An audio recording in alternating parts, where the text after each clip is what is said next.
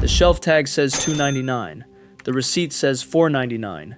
You are already in the parking lot before you notice, if you notice at all, and $2 is not worth driving back for, so you do not decide. That exact gap, on a bag of flour tortillas at a Harris Teeter in Alexandria, Virginia, is a real documented line in a real investigation.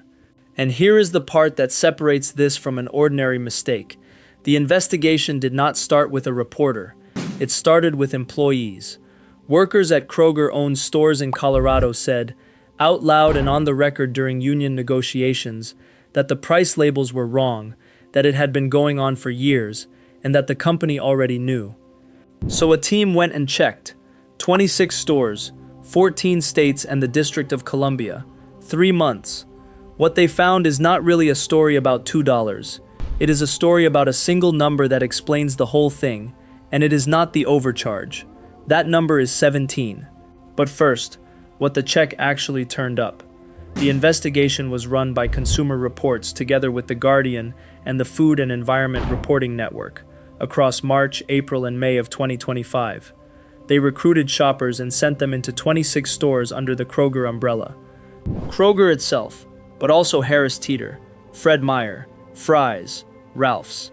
The finding was expired sale tags on more than 150 grocery items, not obscure items, Cheerios, Nescafe instant coffee, Mucinex, boneless beef, salmon, dog food, the things that go into a cart without a decision being made about them.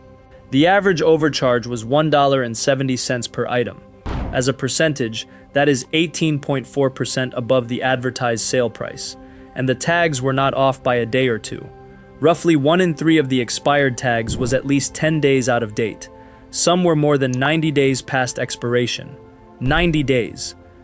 That is a sale sign that has been hanging on a shelf, lit, facing the aisle, telling every person who walks past a price that stopped being true a full season ago. Pricing errors turned up at more than half of the locations checked. Now, one thing has to be said clearly at this point rather than at the end, because it changes how you should read every number above. This was not a random representative sample of Kroger's stores. 26 locations out of roughly 2,700 is not a statistical portrait of a chain.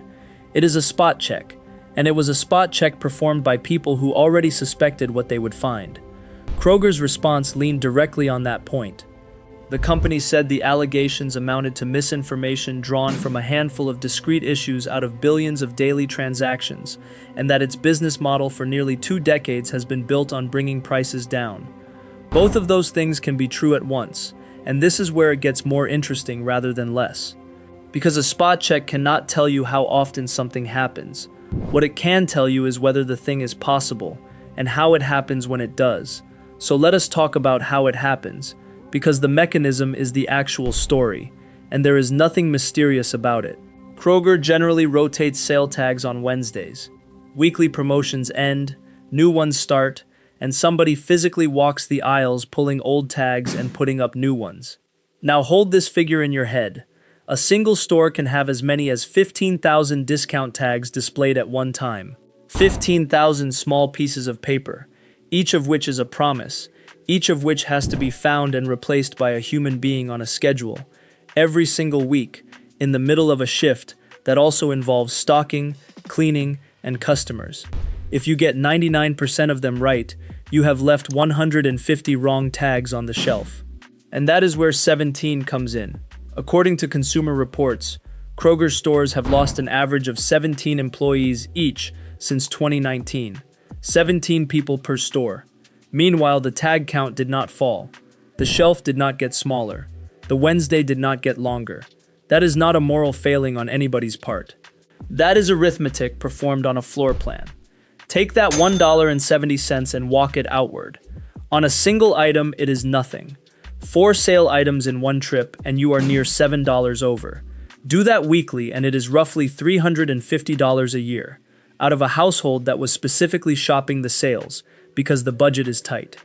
Now widen it to a chain operating around 2,700 stores across 35 states, in regions of the Midwest and the South, where a Kroger banner is often one of very few real options within a reasonable drive. You do not need a conspiracy for that. to add up to something enormous. You only need a gap that nobody is required to close. Quick question while we are here. Have you ever actually checked your grocery receipt against the shelf tags in the parking lot? Drop it below. I am curious how many people have and what they found. And there is one detail that sits at the center of all of this, reported by the workers themselves, that deserves more attention than it got. Kroger has a policy called Make It Right. If a customer notices a wrong price at the register and says something, the employee is empowered to fix it on the spot, immediately, no argument. That is a genuinely good policy. Read it in isolation, and it is a company doing right by its customers. But employees described the practice around it differently. They said the fix stopped at the register. The customer who complained got the corrected price, and the expired tag stayed hanging on the shelf for the next person. One longtime employee in Denver described what that felt like in practice, noting that many of the affected shoppers were older, on fixed incomes, and not the kind of people who would catch it. That is the detail worth slowing down on, because it reframes what Make It Right actually is. Handled one way, it is a customer service policy. Handled the other way, it is a system where the discount goes to whoever is paying close enough attention to ask, and everybody else pays the higher number. And that is not a pricing error anymore. That is a filter. So here is where the record has to be laid out carefully, because at this point it is easy to run past what is actually established. The investigation happened, the findings were published on May 14, 2025, and Kroger disputes their scale. Established. The Ohio Attorney General's office had received close to 60 complaints about price tags and overcharges at Kroger since 2021, in the state where the company is headquartered. Established. An internal Kroger review of one store found that nearly 6% of items had incorrect prices. Not established that any court or regulator has found this to be deliberate deception. No such finding exists.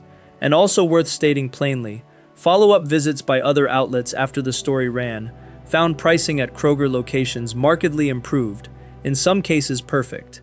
But the sequence of what happened next is where the argument really lives.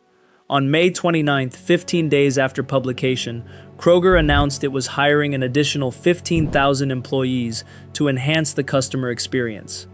Employees also reported being directed to systematically correct every wrong tag in a matter of days. And in June, a United States senator sent a letter to Kroger's interim chief executive asking the company to compensate overcharged customers and ensure adequate staffing to stop it happening again. A problem that had reportedly persisted for years was substantially addressed within about 2 weeks of becoming publicly visible. That timeline is not evidence of intent.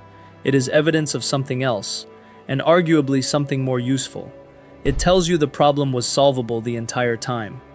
The constraint was never technical. And that brings us to what is quietly replacing the paper tag altogether, which is the part of this story that is still being written. Kroger has been installing electronic shelf labels, digital screens that display the price and can be updated centrally from a computer instead of by hand. The company says the technology is now in nearly a quarter of its stores nationwide, and that in the Cincinnati, Northern Kentucky, and Dayton region, all but one of its 104 stores have them. The case for it is strong and worth stating fairly. It eliminates the Wednesday walk. It closes the exact gap this entire investigation was about. A tag that updates itself cannot expire. But swap a paper tag for a screen, and you have also changed what a price is. A paper tag was a physical object that a person had to touch to change. That was slow and it failed, sometimes badly. It was also a constraint. A screen has no such constraint. And in 2024, 2 United States senators wrote to Kroger warning that digital tags could enable surge pricing, prices climbing with demand or weather or time of day. Kroger has said directly that it does not use these labels for dynamic pricing, that they only reflect prices already published on its website and weekly promotions. Take that at face value, because there is no public evidence to the contrary. The point is narrower. The capability is now on the shelf. So step back and look at the whole shape of it. Workers who said for years that the tags were wrong. A spot check that found 150 of them across 14 states. averaging 18.4% over the advertised price, 17 fewer employees per store, against 15,000 tags a week. A courtesy policy that only helped the people who noticed, and a fix that arrived in 15 days once it was on television, followed by a technology that removes the human from the loop entirely. Here is what actually got spent in all of this, and it was never the $1.70. A shelf tag is the smallest promise in American retail. It is a number a store puts in front of you and asks you to accept without checking, because checking every item would make shopping impossible. That is not laziness on your part. That is the only way the system functions at all. So when you find yourself standing in an aisle deciding whether to photograph a tag with your phone before you put the item in the cart, something has already changed, and no refund at the register touches it. Have you started checking, or have you decided it is not worth the time?